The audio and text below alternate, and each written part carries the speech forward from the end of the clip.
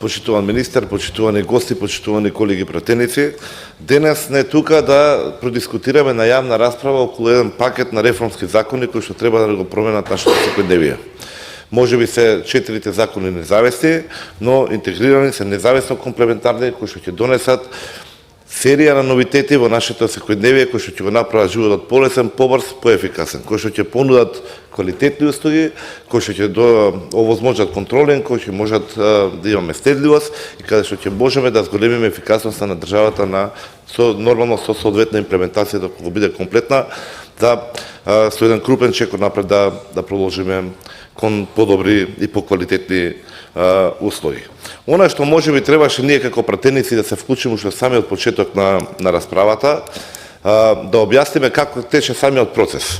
Бидејќи очигледен дека интересот од јавноста е огромен, ме радуваат сите коментари и забелешки што досега бевме од вклучените во расправата што ги искажаа, каде што беше јасно прецизирано дека нивните мислења биле земени предвид, дека Министерството и министерот направиле максимално транспарентна постапка, каде што имале инклузивен процес во кој што биле вклучени сите страни, каде што не имало пристап од тоа да се наметне став, туку напротив да се земе забелешка, да се земе мислење, се со цел да направиме најдобри решенија кои што ќе дадат најдобри резултати. Впрочем, и овој чекор на самата постапка е можеби круна на истата заложба да имаме квалитетно, издржано, транспарентно решение кое што ќе биде од полза и бенефит за сите.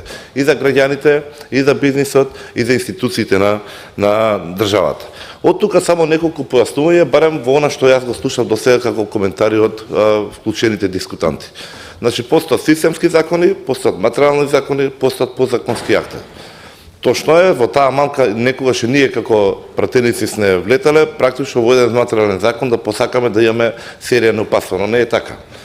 Зошто? Бидејќи, ако се дефинирани сите критериуми, ако се дефинирани тековите во системскиот закон, материјалниот закон треба да ги насочи улогите, да самите подзаконски акти да ги дефинираат деталите на сама практична имплементација или примена или определени проблеми кои што би можеле органите или институциите и корисниците да се учат при користењето на истите. Така да ја верувам, и ние имавме неколку дискусии со министерот претходно, каде што беше јасно кажано токму на овие моменти и дека ни беше речено дека се изведуваат серија на активности при изготовка на токму ваквите акти.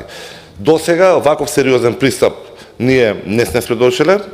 Можам да укажам и верувам, моје уверување дека истите ќе бидат изведени согласно предлозите во законот. Некој спомна претходно што ќе прават во тие 6 месеци. Токму тоа ќе ги видиме какви се првите чекори на имплементација, ќе ги видиме потребите што треба да се интервенира во делот на правилни се упасва.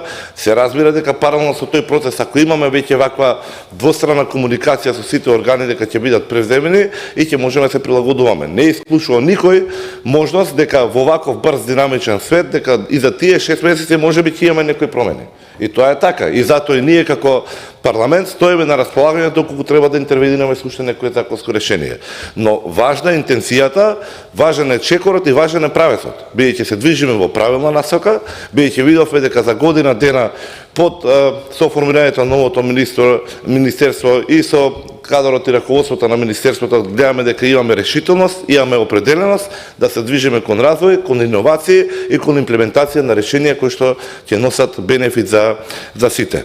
Јас стоам на располагање, се надевам дека ќе имаме во текот на денот многу простор уште да размениме мислење. Ова беше вака само како почеток, да чисто да се насочиме каде се движиме и дозволете уште еднаш да ве охрабрам сите да земете збор, бидејќи успехот за најдобро можно применливо законски решение е успех за сите. Благодарам.